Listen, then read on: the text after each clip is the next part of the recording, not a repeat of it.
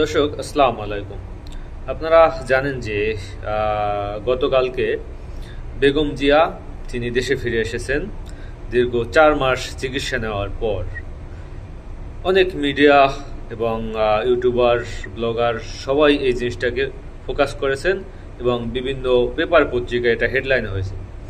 কিন্তু এটার থেকেও যে গুরুত্বপূর্ণ বিষয় সেটা হলো যে ডক্টর জুবাইদা রহমান, তারেক রহমানের স্ত্রী, তিনি দেশে ফিরেছেন। এটা আমার কাছে খুবই গুরুত্বপূর্ণ মনে হয়, কেননা আপনার বেগম জিয়ার যে শারীরিক অবস্থা, তিনি শারীরিকভাবে সুস্থ, কিন্তু রাজনীতিতে প্রবেশ করা বা রাজনৈতিক সিদ্ধান্ত গ্রহণ করা আমি মনে করি তার পক্ষে এই মুহূর্তে সম্ভব না। এবং রাজনীতিতে যেভাবে সময় ব্যয় করা, রাজনীতিতে যেভাবে সেই জ্বালাময় বক্তৃতা দেওয়া, সেই জায়গা থেকে তার সেই আপনার যে তার রাজনৈতিক পথ চলা এই মুহূর্তে ওইভাবে এখন আর সম্ভব না। তো সেই জায়গা থেকে তারেক রহমানের স্ত্রী ডক্টর জুবাইদা রহমান তিনি বাংলাদেশে ফিরেছেন, এটা খুবই গুরুত্বপূর্ণ।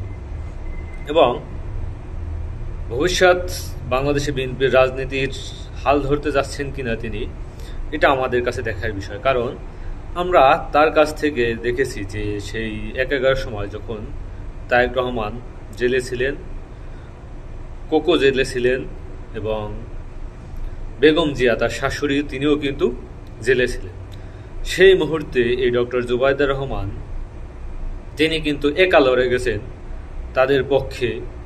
কিভাবে তিনি তার পরিবার সামলেছেন, সাথে এই তিনটা লোক তার খুব কাছের মানুষ, জেলে থাকার পরও একদিন এই যে সাংবাদিকরা বা মিডিয়ায় তার কিন্তু চোখের কান্না, চোখের পানি কিন্তু আমরা দেখি নাই। তিনি না হেসেছেন না কেঁদেছেন, তিনি শক্ত হয়ে তারপর তার যে সেই লড়াই, সেই যুদ্ধ সে কিন্তু চালিয়ে গেছেন। এবং বিশেষ করে সাংবাদিকরা তার কাছ থেকে বিভিন্নভাবে বিভিন্ন কোশ্চেন করে, তাকে ঘিরে ধরে বিভিন্ন কথা জানতে চেয়েছেন, কিন্তু তিনি সেটা কোনোটারই কোনো হা অথবা না কোনো জবাব দেননি। সিলেটের মেয়ে, তার বাবা ছিল সাবেক নৌবাহিনীর প্রধান। তো তার যে ইতিহাস, তার যে ঐতিহ্য এবং তার যে সৌন্দর্য এবং তার যে আপনার ব্যক্তিত্ব, সেটা কিন্তু সে সব সময় ধরে রেখেছে।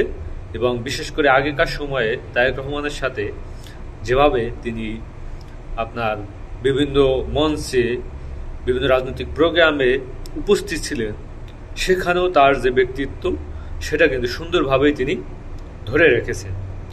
তো সেই জায়গা থেকে এই মুহূর্তে তারেক রহমানকে লন্ডনে রেখে তারপর তিনি তার শাশুড়ির সাথে বাংলাদেশে এসেছেন, এটার একটা রাজনৈতিক প্রেক্ষাপট বা পথ পরিবর্তনের একটা ধারা হলেও হতে পারে।